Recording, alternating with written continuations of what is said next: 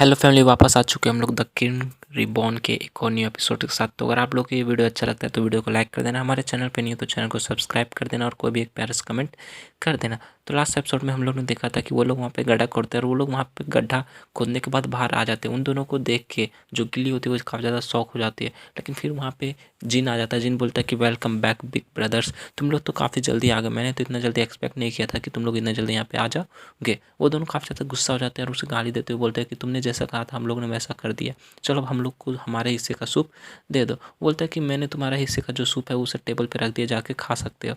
वो लोग काफ़ी ज़्यादा खुश हो जाते हैं, बोलते हैं कि रियली में वहाँ पे। वो लोग वहाँ पे पहुँचते हैं, देखते हैं, बोलते हैं कि कहाँ पे है कहाँ पे। वो लोग वहाँ पे देखते हैं तो बस 2 चम्मच होता है और दोनों चम्मच में एक एक चम्मच में थोड़ा थोड़ा सा सूप बचा होता है। वो दोनों देख के काफ़ी ज़्यादा शौक हो जाते हैं, बोलते हैं कि छोटे भाई, क्या तुमने कहा था, तुम्हारा कहने का मतलब कि बस हम लोग एक ही चम्मच ही पी सकते हैं, ये तो कुछ ज़्यादा ही कम नहीं हो गया। बोलता है कि मैंने तुमसे बस ये वादा किया था कि मैं तुम लोग को ये दूंगा, मैंने कभी भी ये नहीं कहा था कि मैं तुम्हें कितना ज़्यादा दूंगा, और फिर भी मैंने अपना प्रॉमिस निभा दिया, मैंने तुम लोग को ये दे दिया, तुम लोग इसको एंजॉय कर सकते हैं। वो लोग काफ़ी ज़्यादा गुस्सा हो जाता है, लेकिन बोलते हैं तुम्हारा इसके लिए थैंक यू।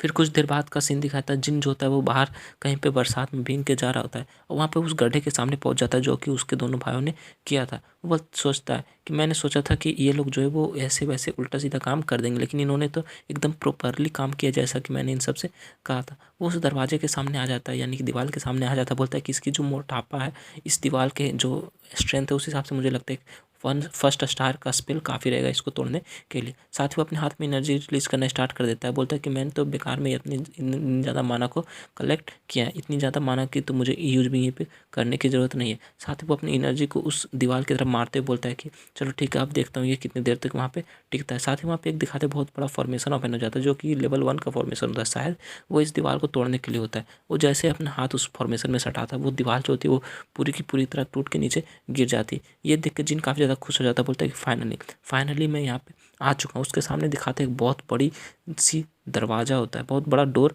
होता है। बोलता है कि ये तो रून कैंडल का सीक्रेट लाइब्रेरी है, आखिर मैं यहाँ पे पहुँच गया। ये एक ऐसा जगह है जहाँ पे मैं पिछली लाइफ में नहीं पहुँच पाया था और मुझे यहाँ पे आज खड़ा होकर काफ़ी अजीब फील हो रहा है, काफ़ी अच्छा फील हो रहा है। फिर वो बताता है कि मेरे बड़े भाई ने मुझसे कहा था कि इसको एक्टिवेट करने के लिए एक स्पेशल वर्ड है, एक स्पेशल पैराग्राफ है जो बोलना पड़ता है। साथ ही वो उसके सामने झुकते हुए बोलता है कि मैं रून कैंडल का एक बच्चा हूँ, एक वंशज हूँ, और मैं यहाँ मुर्कान से मिलने आया हूँ। साथ ही वो दरवाज़ा जो होता है वो खुल जाता है। ये देख के जिन काफ़ी ज़्यादा खुश हो जाता है और फिर उसके अंदर चला जाता है। बोलता है कि ये रून कैंडल का सीक्रेट लाइब्रेरी है। ये एक ऐसी जगह है जहाँ पे रून कैंडल ने जितने भी उस अपने से पहले क्लैन को हराया था, उन सब के सीक्रेट जो भी टेक्निक्स होते हैं वो सब यहाँ पे स्टोर किए जा रहे थे। और लगभग हज़ारों साल से इस लाइब्रेरी में सारे के सारे सीक्रेट्स को स्टोर किया जाता है। वो बताता है कि ये तो काफ़ी ज़्यादा बड़ा है, मैं यहाँ पे पिछले जन्म में नहीं आ पा रहा था, क्योंकि यहाँ पे आने के लिए आपको एक फ्लैग बेरर होना चाहिए, यानी कि एक अच्छा स्वॉर्ड मैन होना चाहिए, जो कि मेरे सारे के सारे भाई होते थे।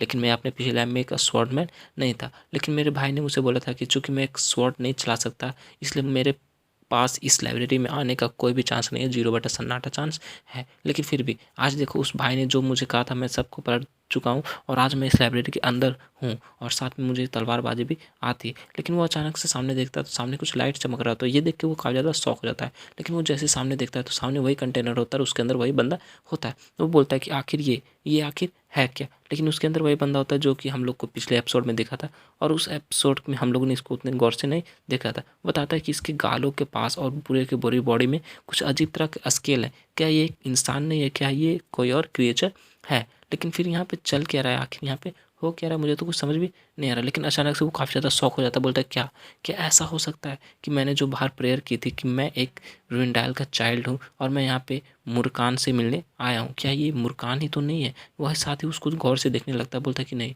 मुझे लगता है ये मुर्कान ही है, ये ब्लैक ड्रैगन मुर्कान है। मैंने ब्लैक ड्रैगन मुर्कान के बारे में सुना था कि हमारे फर्स्ट किंग जो थे रून कैंडल के, उनसे फाइट के दौरान ये हार गया था और एक डीप स्लम्बर में चला गया था। और आखिर मैं इसको आज देख रहा हूँ, मैंने कभी सोचा नहीं था कि इस तरह का कोई लेजेंड ब्लैक ड्रैगन कोई असली में भी मुझे देखने को मिलेगा।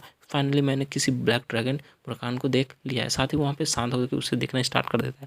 फिर बोलता है कि मेरे पास अभी इसके लिए टाइम नहीं है, मुझे अभी पहले सीक्रेट्स को देखना होगा। सीक्रेट जो टेक्निक्स है उन सबको ढूंढना होगा। साथ ही वहाँ से आगे की तरफ निकल जाता है। वो बोलता है कि मुझे लगता है कि वो सारे के जो सीक्रेट्स है वो उस तरफ होंगे। वो उधर जाने लगता है, लेकिन वहाँ पे दिखा दे मुस्कान का जो हाथ होता है वो हल्का सा हिलता है, यानी वो अभी भी जिंदा है। फिर वहाँ से जो जिन होता है वो आगे निकल जाता है और एक लाइब्रेरी के ड्रॉवर के पास पहुँचता है और बोलता है कि मैंने फाइनली से ढूंढ लिया। ये देखो सीक्रेट जो भी सीक्रेट टेक्निक्स होते हैं सारे क्लैन से वो यहाँ पे स्टोर किए गए हैं। और फिर बोलता है चलो मैं देखता हूँ सबसे पहले मैं किसका सीक्रेट टेक्निक को देख सकता हूँ। वो वहाँ पे देखता है तो एक फेमस स्वॉर्ड मास्टर क्लैन जिसका नाम कुंगेन क्लैन होता है उसका बुक वो निकालता है और बोलता है कि ये जो है ये एक 3rd लेवल का थ्योरी है और इसको समझना काफ़ी ज़्यादा मुश्किल होने वाला है। इसको पहले अपने साथ ले जाना चाहता था, लेकिन अगर मैं इस बुक को अपने साथ ले जाऊँगा बाहर, इस जो कि स्टॉर्म टावर से बाहर ले जाऊंगा तो मैं पकड़ा जाऊंगा और फिर सारे लोग मुझे शक करेंगे। इसलिए मैं इन सबको पहले कॉपी कर लूँगा अपने पास, उसके बाद इन सबको अपने साथ ले जा सकता हूँ और इस बुक को वापस इसी लाइब्रेरी में रख दूंगा। फिर वो बुक लेके वापस अपने जो स्टॉर्म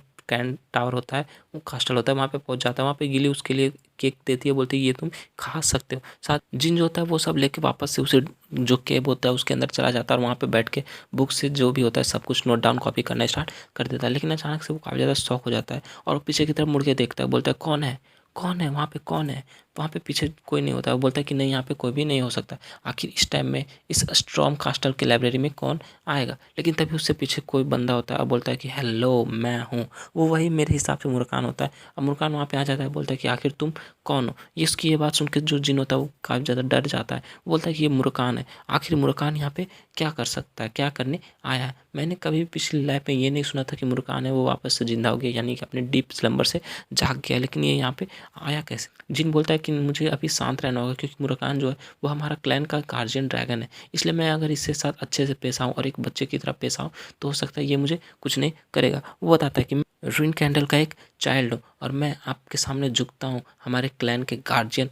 वो बोलता है क्या कहा तुमने, गार्जियन। उसकी बात सुनने के बाद जो मुरकान होता है वो काफ़ी ज़्यादा गुस्सा हो जाता है और चिल्लाना स्टार्ट कर देता है और जिन होता है वो भी काफ़ी ज़्यादा डर जाता है। मुरकान उसके पास चिल्लाते हुए बोलता है कि आखिर तुमने मुझे गार्जियन क्यों कहा, तुम्हारे इस सब से क्या मतलब है, क्या तुम्हें किसी ने बताया नहीं कि मैं इन सब का गार्जियन नहीं हूँ। वो और ज़्यादा चिल्लाना स्टार्ट कर देता है, बोलते हैं कि रूइन कैंडल के जो भी लोग हैं वो काफ़ी ज़्यादा बेशर्म है और काफ़ी कमीने। उन्होंने लोगों ने सबको ये बता दिया कि मैं इन सब का गार्जियन हूँ, लेकिन ऐसी बात नहीं है। लेकिन फिर वो अपने गुस्से को कंट्रोल करने की कोशिश करता है, बोलता है नहीं मैं एक बच्चे के ऊपर इस तरह गुस्सा नहीं हो सकता, लेकिन फिर भी मैं तो हो गया, लेकिन अब मुझे क्या करना चाहिए। साथ ही वो नीचे बैठ जाता है, बोलता है कि सांस लेते हुए हाँफते हुए बोलता है कि मैं यहाँ पे आया क्योंकि मुझे कुछ अजीब सा स्मेल, वो काफ़ी अच्छा स्मेल हो जो कि इतने टाइमों बाद मुझे स्मेल करने के लिए मिला है, लेकिन आखिर वो क्या था मुझे पता नहीं। लेकिन क्या तुम्हें वो पता है।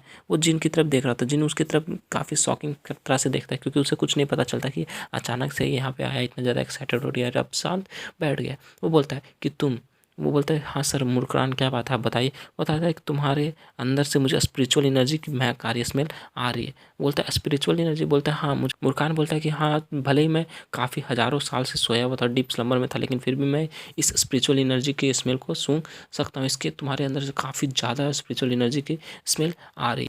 जिन सोच रहा था क्या मुरकान इसलिए जागा क्योंकि मेरे अंदर स्पिरिचुअल एनर्जी की स्मेल आ रही थी और ये उस स्मेल को मतलब कि सूंघ के जाग गया। मुरकान इधर उधर घूम रहा होता है नाक सूंघते हुए, बोलता है कि आखिर ये स्मेल कहाँ से रही, यहाँ से तो नहीं आ रही, वहाँ से तो नहीं आ रही। जिन सोचता है कि खुश हो जाता है, बोलता है कि अब मेरे पास टाइम है, अब मैं कुछ अच्छा कर सकता हूँ। साथ ही बोलता है कि सर मुरकान। मुरकान बोलता है हाँ बताओ तुम्हें क्या पता चला, तुम्हें क्या लगता है तुम कहाँ से आ रही होगी वो स्मेल। बोलता है कि क्या आप इस बारे में बात कर रहे हो। साथ ही वो अपनी एनर्जी स्पिरिचुअल पावर को रिलीज करना स्टार्ट कर देता है। उसके हाथ में स्पिरिचुअल पावर को देख के जो मुरकान होता है वो काफ़ी ज़्यादा हैरान होता है। जिन बोलता है कि मेरे फादर ने कहा था कि ये जो पावर है ये पावर गॉड ऑफ शैडोज़ की, लॉर्ड सोल्डरेट की। बोलता है कि हाँ ऐसी बात है, लेकिन फिर भी तुम्हारे पास ऐसा पावर कैसे आया। ये जो सोल्डरेट है, सोल्डरेट मुझे कुछ समझ नहीं आ रहा है, तुम क्या, मुझे तो कुछ भी समझ नहीं आ रहा है कि तुम्हारे पास ये पावर कैसे आए। जिन वहाँ पे चुपचाप खड़ा होता है।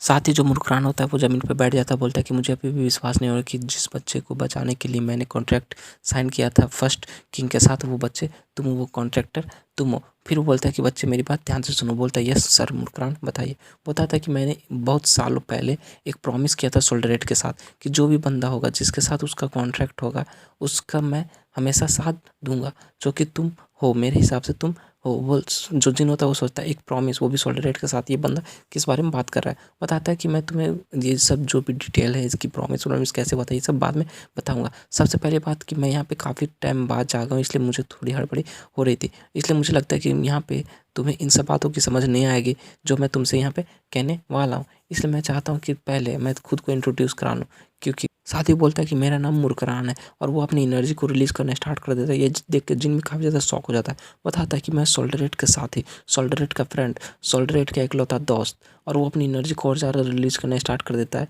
और फिर वहाँ पे दिखाते हैं, बताता है कि मैं लास्ट डिसेंडेंट हूँ, the first being of shadow का, मतलब जो शैडो होता है, गॉड ऑफ शैडोज, उन लोग का आखिरी जो डिसेंडेंट है वो मैं ही बचा हूँ। और मैं वो अपनी एनर्जी को और ज़्यादा रिलीज करता है और उसका जो इंसानी फॉर्म होता है वो स्विच मतलब कि चेंज होके एक अलग फॉर्म बनना स्टार्ट हो जाता है। बताता है कि जो कि हज़ारों साल पहले ये प्रॉमिस किया गया था मेरे और फर्स्ट किंग के बीच, उस हिसाब से आज से मैं वहाँ पे दिखाते हुए एक बहुत बड़ा ड्रैगन बन जाता है। बताता है मैं तुम्हारे साथ रहूँगा, और वो एक बहुत बड़ा और बहुत भयानक ड्रैगन, ब्लू ब्लैक और स्काई ब्लू कलर का मिक्स करके ड्रैगन बन जाता है। जिन ये देख के काफ़ी ज़्यादा शौक हो जाता है। बोलता है क्या ये जो बंदा मेरे सामने, ये जो ड्रैगन मेरे सामने, ये मेरे साथ रहेगा, अब तो मुझे कोई भी नहीं रोक सकता। साथ ही वो ड्रैगन बोलता है कि चलो ठीक है, तुम अपना नाम मुझे बताओ। जिन हल्का सा मुस्कुराता है, फिर अपने पंच को उसके हाथ के साथ, हाथ के नाखून में होता है, उसके साथ पंच करते हुए बोलता है कि मेरा नाम जिन रियोन कैंडल है और मैं इस जो रियोन कैंडल फैमिली का 13th सन हूँ, यानी कि सबसे छोटा वाला सन हूँ। और इसके साथ हमारा जो एपिसोड होता है, ये एपिसोड यहीं पे खत्म हो जाता है। तो नेक्स्ट एपिसोड में हम लोग इसकी आगे की कहानी देखेंगे। तो अगर आप लोग को एक्सप्लेनेशन अच्छा लगा तो वीडियो को लाइक कर देना, चैनल पे नहीं हो तो चैनल को सब्सक्राइब कर देना और कोई भी एक प्यारा सा कमेंट कर देना। तो मिलते हैं नेक्स्ट वीडियो के साथ, तब तक के लिए bye bye, stay happy, spread love.